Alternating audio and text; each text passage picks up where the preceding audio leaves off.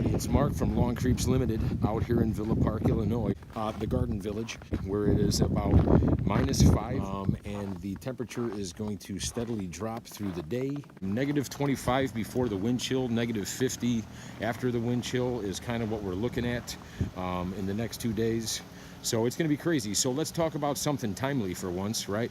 Let's talk about what these extreme cold temperatures might mean for your perennials and your grass in the Chicagoland area. And let's also maybe talk about what all of the salting and snowpack might mean for your grass and stuff. Let's get warm though. Alrighty, so anyways, let's get right into this discussion. I'm sure all of you hardcore gardeners are sweating bullets, and really you have every right to, because the short answer to the question of is my stuff going to be okay out there is we have to wait and see. If stuff doesn't come back, then we kind of know why. The thing is this, is that we've got a couple of factors working in our favor, and they are pretty much the key factors here. One is we got a pretty good amount of precipitation leading up to this cold snap, to this extreme cold. We had some good rainfall, some good sleet, kind of rainy snows as well. We had that early snowfall that then kind of melted away in some mild 40-degree weather. So we got good precipitation going into this, and that's great. And then obviously the other key factor that's going to pay dividends is the fact that we did get this 8-9 inches of snow before this extreme cold, and that snow acts as an insulator, literally as a blanket, especially with the sun shining out there, with the solar effect. You know, that's how mice and all of that stuff survive underneath that snowpack. And obviously that's how our plants and our grass survive as well out here in Zone 5 in this continental climate. So that snowpack is insulating the soil, it's insulating that root zone, so everything is going to be okay if you have hardy perennials that you've had for years, that you bought that were native to this area. We are Zone 5, meaning that all of our plants are hardy down to about maybe -18 degrees, whereas Zone 4 to the north of us is hardy down to about -25. So a lot of the plants that we buy, that you buy at big box stores and stuff, are hardy from about zones 4 through 6 or 8 or whatever. A lot of the stuff that's probably in your yard is going to survive. Now, there's a few factors there of concern. One is this: if you recently bought them, and if you did some fall planting, then it's a matter of hopefully that root system got kind of strong enough and deep enough and able to withstand this thing, even with that snowpack. And then the other factor is that, and this is why I say that you should always go and support local garden club plant sales and get divisions from neighbors, is because a lot of the times you buy some of these perennials at the big box stores. It's by nurseries that are more concerned with the flowering aspect. They kind of hybridize these things and they make them in terms of a beautiful bloom, which is what the average Joe kind of wants. Whereas a something that's more truly suited to this climate, this Midwest Zone 5 climate, is going to be a hardier perennial. So if you bought something that you bought to be real kind of pretty, I know a lot of these cone flowers are being hybridized now and sort of made to look pretty and real colorful big blooms. Those aren't going to be as hardy as the tried and true pale purple cone flower, the echinacea that a lot of your neighbors might have.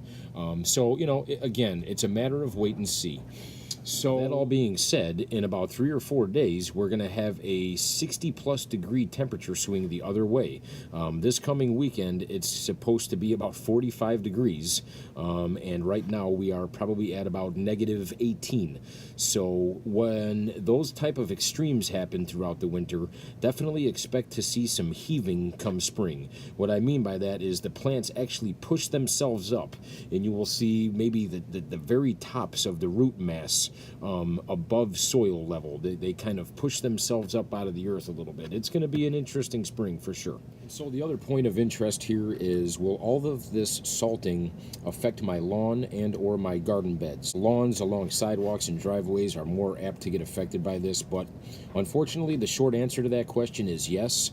It probably will.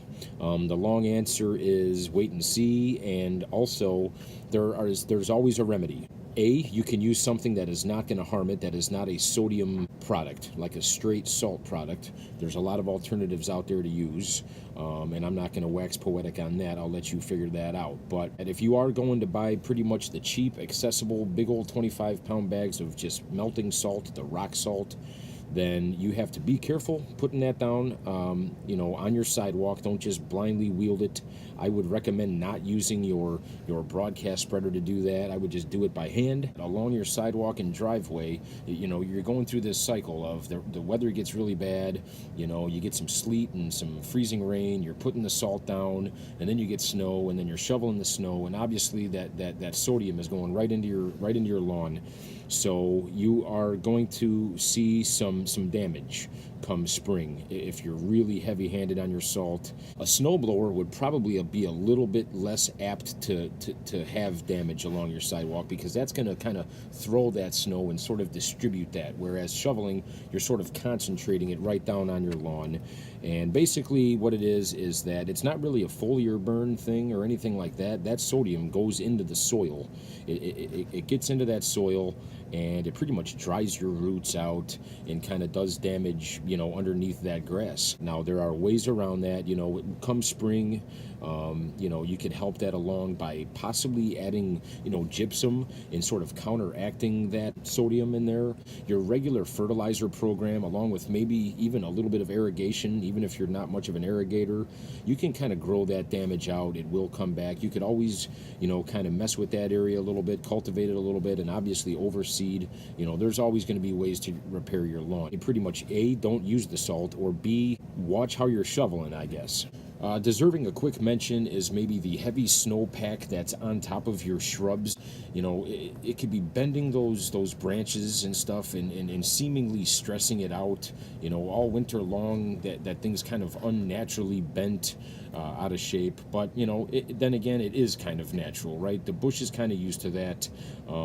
If you really want to be, meticulous, you can go out there and maybe sort of broom that stuff off shortly after that snowfall. Otherwise, you let nature take its course. I just did have one more thing pop into my head, and that is for all of you lawn nut jobs. Can I go out on my lawn? Should I play on my lawn? Should I stay off my lawn? The only time you should really stay off your lawn is during a freeze, a heavy frost or a freeze on your lawn. You all know what that looks like. You go outside and your grass blades are actually crystallized in ice. That it's kind of vulnerable in that point. But as far as snow, as far as an 8-inch snowpack, your lawn is going to be okay underneath all of that snowpack. You can walk on it. It's really not going to do any major damage. Your kids can probably play in it, build snowmen and forts and all of that. I don't see any of that doing damage. You just have to police your lawn come spring. Will there be some pink snow mold? Maybe. Will there be a little bit of, maybe a little bit of damage if you're really in tune to your grass and you notice that the spring wake up and the spring green up is a little bit different than last year and it's doing maybe different things, then maybe it is because of the weather and stuff. But that's what we do as stewards, right? We kind of just help it along and kind of guide it along. And again, that's the part of the fun of this thing. So it's just, that mother nature factor. You never know what you're going to get. You never know how things are going to go. You sort of improvise, you figure it out, what to do as you go, and you have a blast doing it. And that's what we do as gardeners and as outdoor lawn people, right? We just look out the window and hope for the best, and we just can't wait for spring. So hopefully some of this information was helpful to you and helps maybe kind of ease your mind. Everything, I think, is going to be okay. In 1985, we did have these temps, and life kind of went on from there. So a couple more months, man, wait it out. And all of these crazy sub-zero temperatures will be just a distant, fuzzy memory. So until then, stay warm, lawn creeps.